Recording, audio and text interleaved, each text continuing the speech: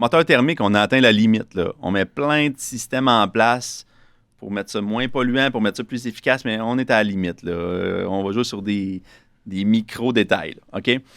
Mais la batterie, là, ça n'arrête pas d'évoluer. Il y a tout le temps des nouvelles technologies qui sortent, puis on est encore au début du développement de cette batterie-là, puis on regarde 10 ans en arrière, 20 ans en arrière, on est complètement ailleurs. Fait que dans 10 ans, 20 ans, ça va être la même chose. C'est intéressant quand même, tu sais, le moteur thermique est quand même très efficace maintenant, puis pas beaucoup moins polluant qu'avant, puis la batterie fait que...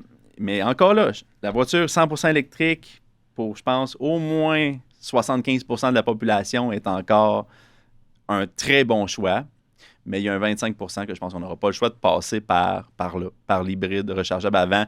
Puis, mais ça va bien à donner parce qu'on va atteindre une maturité vraiment écœurante peut-être dans 10, 20 ans sur la batterie, que ça va être ridicule, on va en rire. Peut-être que ça va être comme justement des batteries swap, une batterie de 100 km qui va peser 20 livres, puis on va juste la mettre dans le chargeur rendu à la maison. Tu sais, on parle comme ça, mais je pense que la densité d'énergie, la façon d'extraire les minerais, la façon de transformer ces batteries-là, des recyclés, il y a vraiment une très belle évolution qui s'en vient, là.